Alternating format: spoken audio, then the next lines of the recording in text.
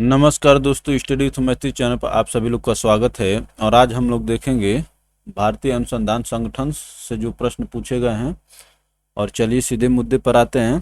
पहला क्वेश्चन आपके सामने है और ये यूपी ट्रिपल एस सी कृषि प्राविधिक भर्ती परीक्षा द्वारा 18 में पूछा गया है। तो इसके आंसर करिए दोस्तों फटाफट। भारतीय कपास अनुसंधान संस्थान कहाँ स्थित है? बहुत अच्छा प्रश्न है, ये अक्सर पूछा नहीं जाता है, मैंने देखा नहीं गया है, लेकिन अच्छा प्रश्न है। भारतीय कपास अनुसंधान संस्थान कहाँ स्थित है? तो ये है दोस्तों नागपुर में। और नागपुर कहाँ पर है? महाराष्ट्र में है। महाराष्ट्र, वही ठाकरे जी वाला महाराष्ट्र है, महाराष्ट्र मुंबई। चलिए आगे चलते हैं दोस्तों। तो भारतीय कपास अनुसंधान संस्थान नागपुर में स्थित है।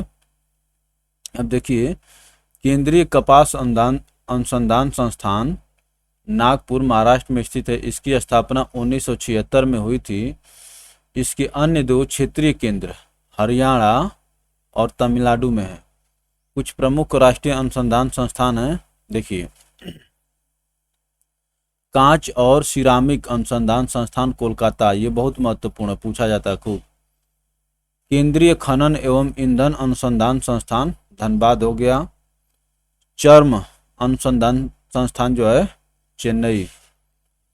और उपोष्ण बागवानी संस्थान लखनऊ, उपोष्ण बागवानी संस्थान लखनऊ। तो याद कर लीजिए, सब पूछे जाते हैं बार बार।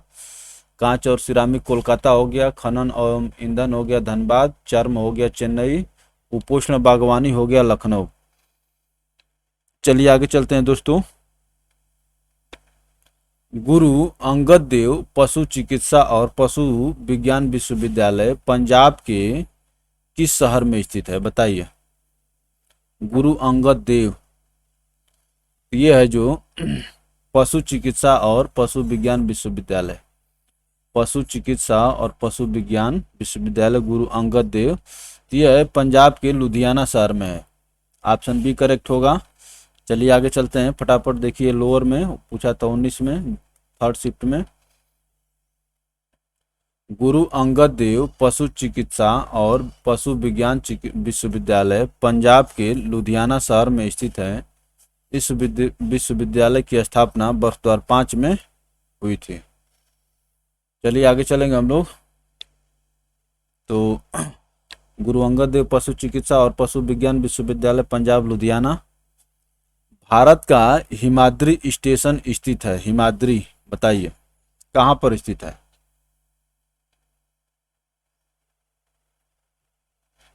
भारत का हिमाद्री स्टेशन जो है कहाँ पर स्थित है? तो ये स्थित है आर्कटिक में। ऑप्शन ए करेक्ट होगा, आर्कटिक में। भारत का हिमाद्री स्टेशन आर्कटिक में स्थित है। वर्ष 2008 में भारत सरकार के विज्ञान एवं प्रौद्योगिकी मंत्रालय द्वारा हिमाद्री अनुसंधान संस्थान अनुसंधान केंद्र की स्थापना की गई। तो हिमाद्री की स्थापना जो है 2008 में की गई है, आर्कटिक में। चलिए आगे चलते हैं दोस्तों। केंद्रीय उपोष्ण उद्यान संस्थान स्थित है, बताइए। केंद्रीय उपोष्ण अनुसंधान संस्थान स्थित है। तो अभी हम लोग पहले प्रश्न में देखे थे, केंद्रीय उपोष्ण बागवानी संस्थान करके दिया हुआ था, उसकी व्याख्या में याद करिए आप लोग। तो केंद्रीय उपोष्ण उद्यान संस्थान स्थित है, बताइए कहाँ पर स्थित है? तो ये लखनऊ में स्थित है। ऑप्शन सी करेक्ट होगा। चलिए आगे चलते हैं दोस्तों। केंद्रीय उपोष्ण उद्यान संस्थान सेंट्रल इंस्टीट्यूट ऑफ सब ट्रॉपिकल हॉर्टिकल्चर लखनऊ उत्तर प्रदेश में स्थित है। इसकी स्थापना 4 सितंबर 1972 को केंद्रीय आम अनुसंधान संस्थान के रूप में की गई थी। केंद्रीय आम अनुसंधान संस्थान के रूप में की थी। आगे चलकर 1995 में केंद्रीय उपोष्ण उद्यान संस्थान नामकरण किया गया। तो 72 में स्थापित हुआ था और उसका नाम बदल दिया 1995 में। चलिए आगे चलते हैं दोस्तों। भारत के राष्ट्रीय सर्वेक्षण और मानचित्रण संगठन को विज्ञान और प्रौद्योगिकी विभाग के तहत कब स्थापित किया गया? ये पूछा है, बताइए। भारत के राष्ट्रीय सर्वेक्षण और मानचित्रण संगठन को, राष्ट्रीय सर्वेक्षण और मानचित्रण संगठन को कब स्थापित किया गया, ये आपसे पूछा जा रहा है, बताइए। तो ये स्थापित किया गया था 1767 में, देश के आज़ाद होने से बहुत पहले। ऑप्शन सी करेक्ट होगा। चलिए आगे चलते हैं दोस्तों। भारत के राष्ट्रीय सर्वेक्षण और मानचित्रण संगठन की स्थापना विज्ञान और प्रौद्योगिकी विभाग के अंतर्गत 1767 ईस्वी में की गई थी। यह संस्थान भू-स्थानिक डेटा की उपलब्धता एवं संग्रहण के लिए उत्तरदायी है। इसकी स्थापना 1767 में की गई थी। चलिए आगे चलते हैं दोस्तों। भारतीय दलहन अनुसंधान संस्थान, बताइए। भारतीय दलहन अनुसंधान संस्थान, ये बहुत पूछा जाता है, और इस विकल्प में जो सभी ऑप्शन दिए गए हैं वो सभी अलग अलग राज्य से हैं। नहीं तो एक राज्य से 2-3 ऑप्शन रहते तो मैं आपको राज्य का हिंट देता, लेकिन ये ऐसा अलाउ नहीं कर रहा है, क्योंकि जब राज्य बता दूंगा तो आप लोग आंसर तुरंत पकड़ लेंगे। भारतीय दलहन अनुसंधान संस्थान अवस्थित है, तो ये कानपुर में स्थित है। ऑप्शन सी करेक्ट होगा। चलिए आगे चलते हैं। भारतीय दलहन अनुसंधान संस्थान कानपुर उत्तर प्रदेश में स्थित है। यह वर्ष 1983 में स्थापित किया गया था। चलिए आगे चलते हैं दोस्तों। तो चलिए दोस्तों, अगला टॉपिक है जलवायु परिवर्तन एवं पर्यावरण। इससे यूपी SSSC में जो प्रश्न पूछे गए हैं इस टॉपिक से, उनको हम लोग देखेंगे। और चलिए फटाफट देखते हैं। तो निम्न प्रदूषक एजेंटों में से कौन सा एजेंट ओजोन परत में छेद बनाने के लिए जिम्मेदार है, बताइए। ओजोन परत में छेद बनाने के लिए कौन जिम्मेदार है, बताइए। तो इसका ये भी चर्चित प्रश्न है। CFC क्लोरोफ्लोरोकार्बन से इसका उत्तर होगा ऑप्शन बी। ये ओजोन परत में छेद बनाने के लिए जिम्मेदार होता है। चलिए आगे चलते हैं। ओजोन परत समताप मंडल के निचले भाग में लगभग 15 से 35 किलोमीटर की ऊंचाई पर पाई जाती है। यह परत सूर्य से निकलने वाली विनाशकारी रेडिएशन से पृथ्वी पर जीवन की सुरक्षा करती है। इस परत के क्षरण के लिए क्लोरोफ्लोरोकार्बन गैस प्रमुख रूप से उत्तरदायी है। CFC क्लोरोफ्लोरोकार्बन जो है प्रमुख रूप से उत्तरदायी है। चलिए आगे चलते हैं दोस्तों। इरविकुलम राष्ट्रीय उद्यान किस राज्य में स्थित है, बताइए। ये नाम से ही पकड़ सकते हैं कि किस राज्य में स्थित होगा, बताइए। इरविकुलम राष्ट्रीय उद्यान किस राज्य में स्थित है? तो ये स्थित है केरल में स्थित है। मैं आपको ज़्यादा समय इसलिए नहीं दे रहा हूँ दोस्तों कि जिसको आ रहा होगा इतने समय में GS के प्रश्न का ऑप्शन पर उसका दिमाग चला जाएगा, ठीक है ना। चलिए आगे बढ़ते हैं। इरविकुलम राष्ट्रीय उद्यान मन्नार केरल राज्य में स्थित है। यह उद्यान लुप्तप्राय प्राणी नीलगिरी ताहर के लिए जाना जाता है, ठीक ना। नीलगिरी ताहर के लिए जाना जाता है। तो नीलगिरी ताहर जो है विलुप्त होने की स्थिति में है, वहीं पर कुछ संख्या में बचे हुए हैं। निम्नलिखित में से कौन सा अजैविक नहीं है? तो जैविक और अजैविक। अजैविक नहीं है अर्थात जैविक है। तो देखिए अजैविक नहीं है, तो अजैविक कौन सा नहीं है? अजैविक वो होगा, देखिए अजैविक वो होगा जिसमें माने जान नहीं होगा, अजैविक होगा, और जिसमें जान होगा वो जैविक होगा। इस प्रकार से आप कर सकते हैं। तो इसमें देखिए पानी, हवा और मृदा ये तीनों अजैविक हैं, जबकि कवक जो है जैविक है। जैविक, कवक कवक जो है जैविक हो गया, तो ये है अजैविक नहीं है, तो यही आपका क्या होगा, आंसर होगा। जैविक और अजैविक, जैविक का मतलब जीव समझ लीजिए, अजैविक का मतलब अजीव, निर्जीव समझ लीजिए। तो पानी, हवा और मृदा निर्जीव हैं। इस प्रश्न में पूछा है कि अजैविक नहीं है, तो अजैविक नहीं है कौन, कवक, क्योंकि ये क्या है, जैविक है। ऑप्शन डी करेक्ट हो जाएगा। चलिए आगे चलते हैं दोस्तों। कवक जो है अजैविक नहीं है। अजैविक घटक ऐसे घटक हैं जिनमें जीवन नहीं होता है, किंतु यह जैविक घटकों के विकास के लिए आवश्यक होते हैं। भाई मनुष्य के लिए हवा और पानी, इन सब चीज़ों की ज़रूरत है ना, तो हवा और पानी जो है अजैविक हैं और मनुष्य जो है जैविक है।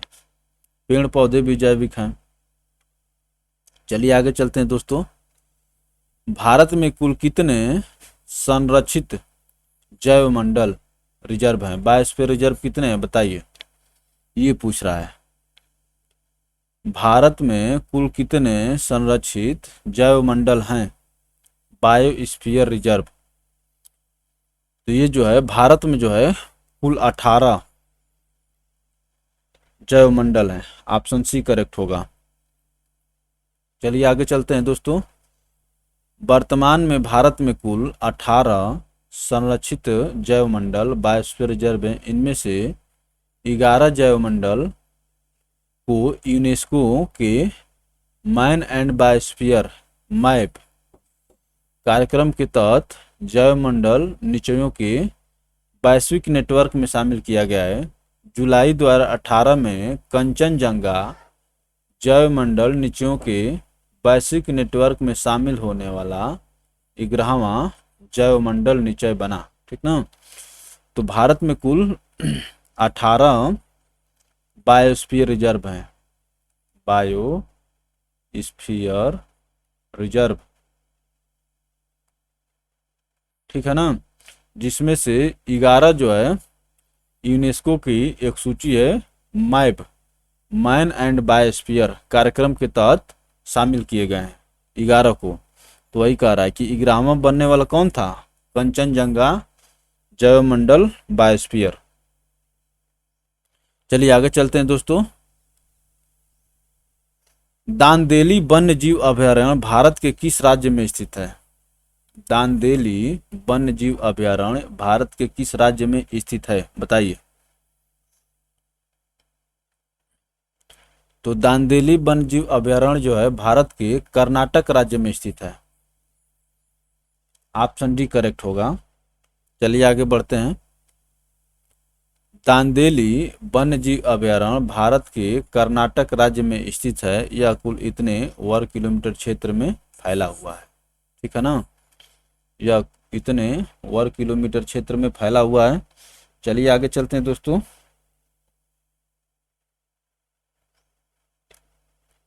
निम्नलिखित में से कौन सी एजेंडा 21 की सही परिभाषा है बताइए। एजेंडा 21 की सही परिभाषा पूछ रहा है, बताइए। तो 21 का मतलब हो गया 21वीं सदी। यह 21वीं सदी में विश्व पर्यावरण संरक्षण हेतु एक कार्य योजना है। एजेंडा 21 21वीं सदी में विश्व पर्यावरण संरक्षण हेतु एक कार्य योजना है। ऑप्शन सी करेक्ट होगा इसका। चलिए आगे चलते हैं दोस्तों। क्या कह रहा है, एजेंडा 21 21वीं सदी में विश्व पर्यावरण संरक्षण हेतु एक कार्य योजना है। यह संयुक्त राष्ट्र संघ का एक गैर बाध्यकारी स्वैच्छिक, गैर बाध्यकारी का मतलब ये नहीं कि बाध्यकारी है कि आप मानिए या मत मानिए, ये आपके ऊपर निर्भर करता है। स्वैच्छिक क्रियान्वयन कार्य योजना है जो सतत विकास से संबंधित है। यह पृथ्वी सम्मेलन 1992 में रियो डी जेनेरियो में अस्तित्व में आई थी। पृथ्वी सम्मेलन 1992 में रियो डी जेनेरियो ब्राजील में जो हुआ था, उसी में अस्तित्व में आया था एजेंडा 21। तो ये रहा दोस्तों, चलिए आगे चलते हैं। यूरो सेकेंड मानकों को पूरा करने के लिए अति अल्प सल्फर डीजल में सल्फर की मात्रा क्या होनी चाहिए। आप देख रहे हैं कि यूरो सेकेंड एक मानक है, ठीक है ना। कहने का मतलब आप देख रहे हैं कि गाड़ियों से प्रदूषण कम हो, इसके लिए भिन्न भिन्न प्रकार के कदम उठाए जा रहे हैं। तो वही पूछ रहा है कि यूरो सेकेंड मानकों को पूरा करने के लिए अति अल्प सल्फर डीजल में सल्फर की मात्रा क्या होनी चाहिए। तो ये पूछा, तो यूरो सेकेंड के अनुसार डीजल में सल्फर की मात्रा जो है 0.05% या इससे कम होना चाहिए। 0.05% या इससे कम होना चाहिए। ऑप्शन ए करेक्ट होगा। चलिए आगे चलते हैं दोस्तों। यूरो सेकेंड मानकों को पूरा करने के लिए अति अल्प सल्फर डीजल में सल्फर की मात्रा 0.05% या इससे कम होनी चाहिए। 0.05 कह लीजिए, 0.05% या इससे कम होनी चाहिए। पारिस्थितिकी तंत्र में तत्वों के चक्रण को क्या कहते हैं। तत्वों के चक्रण को क्या कहते हैं बताइए। पारिस्थितिकी तंत्र में तत्वों के चक्रण को क्या कहते हैं। तो इसको कहते हैं जैव भू रासायनिक चक्र। जैव भू रासायनिक चक्र। ऑप्शन बी करेक्ट होगा दोस्तों। चलिए आगे चलते हैं। पारिस्थितिकी तंत्र में तत्वों के चक्रण को जैव भू रासायनिक चक्र कहते हैं। इसमें जैविक और अजैविक तत्व आपस में क्रिया करते हुए पारिस्थितिकी तंत्र का निर्माण करते हैं। इसमें जैविक और अजैविक तत्व आपस में क्रिया करते हुए पारिस्थितिकी तंत्र का निर्माण करते हैं। चलिए आगे चलते हैं दोस्तों। जैवमंडल और स्थापना वर्ष बताइए। अब तक तो हम सभी इसका लोकेशन याद कर रहे थे, लेकिन अब स्थापना वर्ष पूछ लिया तो ये क्वेश्चन कठिन हुआ कि नहीं हुआ। तो किसी प्रकार से पूछ सकता है। चलिए, नीलगिरी की स्थापना हुई थी 1986 में। नीलगिरी की स्थापना 1986 में। तो A4 कहाँ पर दिया हुआ बताइए। केवल एक जगह दिया हुआ है। इसके अनुसार आंसर क्या हो जाएगा। Option B. बाकी का चलिए मिला देते हैं ताकि कम से कम पढ़े हुए प्रश्न आ जाएं परीक्षा में तो उनको कर लिया जाए। A4 हो गया अर्थात नीलगिरी 1986 हो गया। B3 नंदा देवी 1988 2 वर्ष बाद। और C2 हो जाएगा सुंदरबन जो है 1989 में। और D फर्स्ट हो जाएगा कंचनजंगा 2000 में।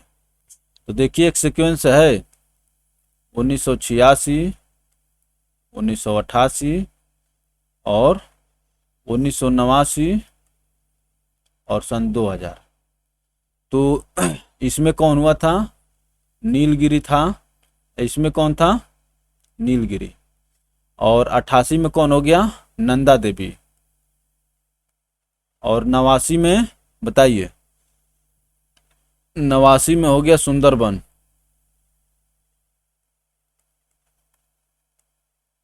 और 2000 में कौन हो गया कंचनजंगा। ये लिखा गया है ताकि थोड़ा सा दिमाग पर प्रेशर पड़े और आपको सीक्वेंशियल समझ में आए। कम से कम नीलगिरी, नंदा देवी, सुंदरबन, कंचनजंगा।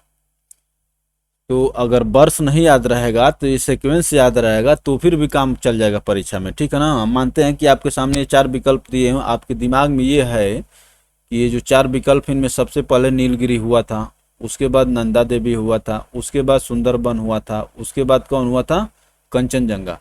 तो फिर भी आप इस प्रश्न का उत्तर कर पाएंगे, ठीक है ना। चलिए आगे चलते हैं दोस्तों। देखिए जैवमंडल और स्थापना वर्ष। नीलगिरी 86, नंदा देवी 88, सुंदरबन 89 और कंचनजंगा 2000 में, ठीक ना। तो ये हो गया नीलगिरी, नंदा देवी, सुंदरबन, कंचनजंगा।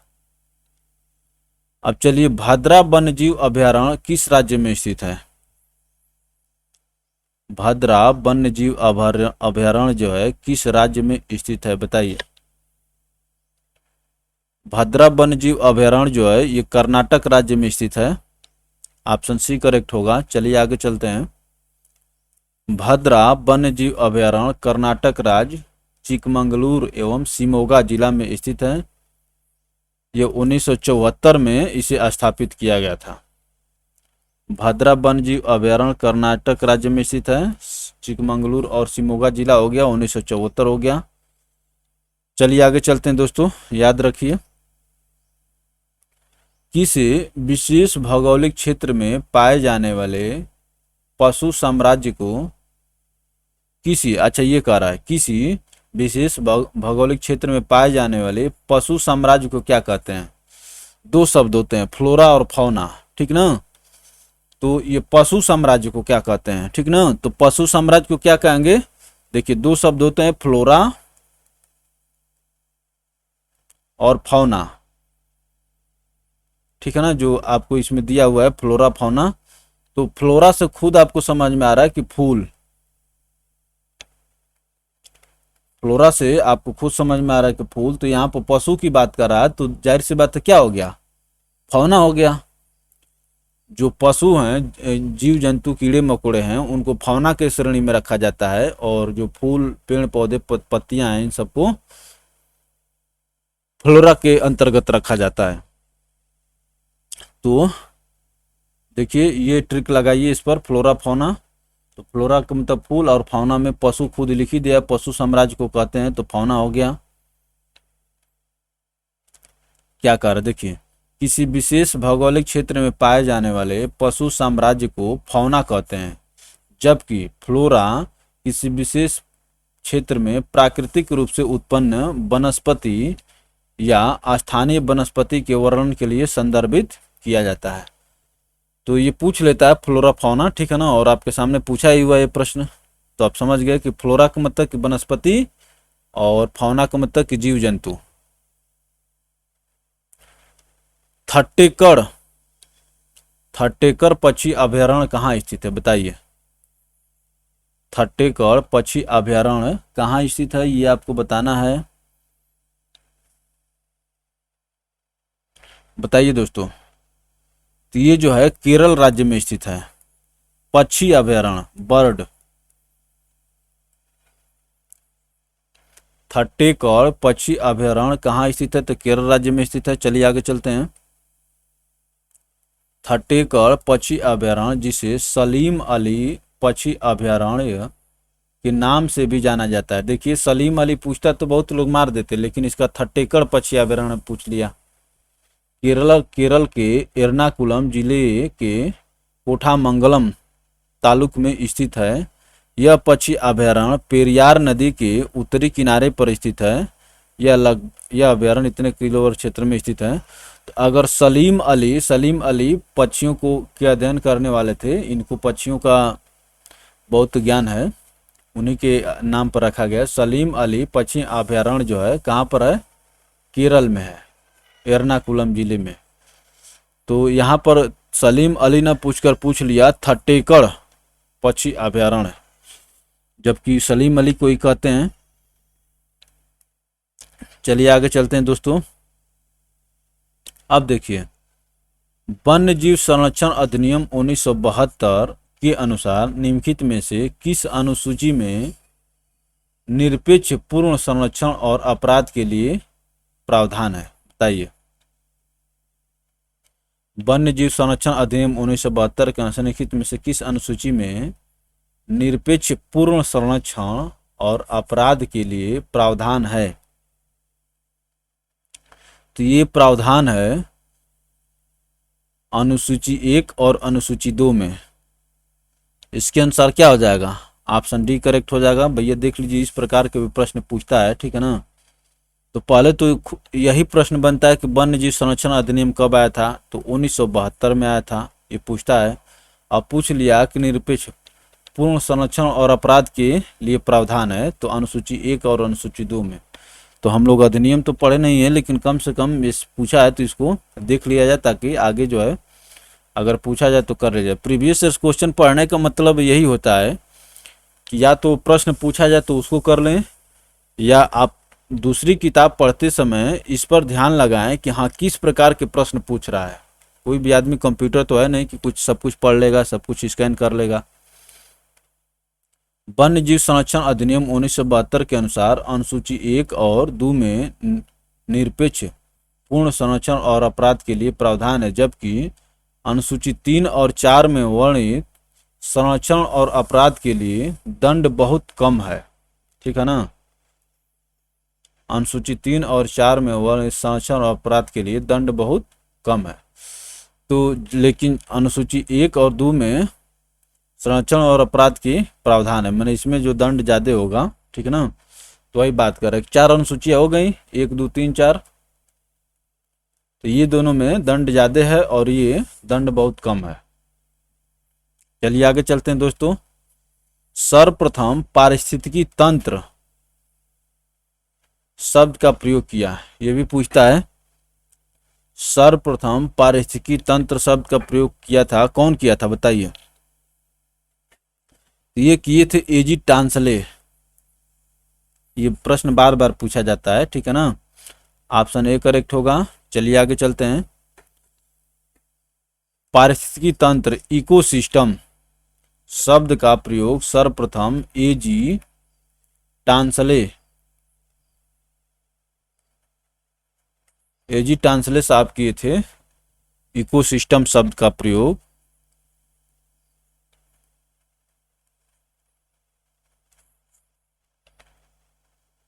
चलिए आगे चलते हैं दोस्तों। वनों की कमी, नगरीकरण और प्रदूषण का बढ़ना सभी निम्नलिखित में से किस कारण से है। वनों की कमी, नगरीकरण और प्रदूषण का बढ़ना सभी निम्नलिखित में से किस कारण से है बताइए। तो देखिए, नगरीकरण, ज्यादा शहर बन रहे हैं। ठीक है ना। इसका कारण क्या है, जनसंख्या इतनी ज्यादा है कि वनों को काट करके जनसंख्या को रहने के लिए घर बनाए जा रहे हैं, और फिर जनसंख्या बढ़ेगी, पर्यावरण कम होगा तो प्रदूषण होगा। तो इस सभी का कारण जो है आबादी बढ़ना। ठीक है ना। भारत की आबादी तेजी से बढ़ रही है, लेकिन देखिए सरकार कुछ करने वाली है और लोग भी धीरे धीरे सचेत हो रहे हैं, लेकिन लोगों को सचेत होने में देर हो जाएगी। सभी लोग हमारे यहाँ उतने जागरूक तो है नहीं। तो आबादी जो है बहुत सारी समस्याओं का जड़ है। अब आदमी धरती पर आ गया तो उसको भोजन पानी तो चाहिए ही। आप देखते हैं कि अर्थ ओवरशूट डे मनाया जा रहा है। अर्थ ओवरशूट डे। और अर्थ ओवरशूट डे है, हर साल अलग अलग होता है। और अर्थ ओवरशूट डे यही है कि जैसे मान लीजिए आपके पास 100 रुपये हैं और 100 रुपये में आपको साल भर चलाना है, तो उसी तरह से प्रकृति और पृथ्वी पर जो संसाधन हैं वो अगर हर एक वर्षों में समान रूप से बांटा जाए कि भाई मान ली कि पृथ्वी का इतना संसाधन इस वर्ष के लिए, इतना संसाधन इस वर्ष के लिए समान रूप से, तो जिस दिन आप 100 रुपया, मान ली कि आपको 100 रुपया दिया गया कि साल भर चलाना है आपका, अक्टूबर में 100 रुपया खत्म हो गया, तो अक्टूबर में जिस दिन खत्म हो जाएगा उसी दिन अर्थ ओवरशूट डे उसको माना जाएगा। तो उसी प्रकार से जो संसाधन आपको साल भर के लिए दिया गया है, अगर जिस दिन खत्म हो जाए उसी को अर्थ ओवरशूट डे माना जाता है। तो ये अर्थ ओवरशूट डे में ये न समझिएगा कि आप किसी वर्ष के लिए याद किए हैं कि भैया पिछले वर्ष के लिए 11 जुलाई था तो हर साल या जब भी प्रश्न में आ गया 11 जुलाई ही मारेंगे। वो पूछेगा कि 2020 में अर्थ ओवरशूट डे कब मनाया गया, तो 2020 में मनाया गया था 22 अगस्त को। 22 अगस्त को, अभी हम लोग 2021 में चल रहे हैं, 22 अगस्त को 2020 में अर्थ ओवरशूट डे मनाया गया था। इसका मतलब यह है कि 2020 में प्रकृति द्वारा जितने हमको संसाधन दिए गए थे 2020 के लिए, उसको हम लोग 22 अगस्त को ही खत्म कर दिए। अब उसके बाद उस साल में जो भी खर्च करेंगे प्राकृतिक संसाधन, वो हम लोग पृथ्वी के द्वारा जो संसाधन दिए गए थे उससे ज्यादा कर रहे हैं। अभी 2021 का अभी ये क्लियर नहीं हुआ है कि कब होगा। तो अगस्त है ना, तो अगस्त होगा तो बहुत होगा, सितंबर होगा या जुलाई या अगस्त, इसी में से, क्योंकि एक अनुमान लग जाता है कि आपका कितने दिन तक चलेगा। तो अगस्त है तो बहुत हो तो सितंबर तक चलेगा। अब देखिए, वनों की कमी, नगरीकरण और प्रदूषण का बढ़ना सभी आबादी जनसंख्या पर निर्भर है। दरअसल जनसंख्या का बढ़ना ही सारी समस्याओं का मूल कारण है। बढ़ती आबादी के कारण ही खाद्यान्न भंडार खाली हो रहे हैं। ऐसे में भूमि कितना उत्पादन कर पाएगी? सीमित भूमि और निरंतर जनसंख्या दबाव किसी परमाणु विस्फोट से कम नहीं है। दोस्तों, ये रहा इस प्रश्न। चलिए आगे चलते हैं। अब देखिए, ये विविध वाला टॉपिक आ गया, इसको हम लोग देखते हैं। तो चलिए दोस्तों, देखते हैं विविध वाला टॉपिक। इसमें बहुत महत्वपूर्ण प्रश्न है, लेकिन मेरी इच्छा है कि इसको दूसरे वीडियो में देखा जाए, ठीक है ना। वीडियो लंबी हो जाएगी। विविध में 70-75 प्रश्न दिए गए हैं। तो चलिए दोस्तों, अच्छा लगे तो वीडियो को लाइक करके शेयर कर दीजिए, ताकि आपके मित्रों तक भी पहुंचे, और चैनल को सब्सक्राइब करके घंटी के आइकन को दबाना ना भूलें, ताकि आप हमेशा जुड़े रहें। चलिए मिलते हैं अगले वीडियो में दोस्तों। धन्यवाद।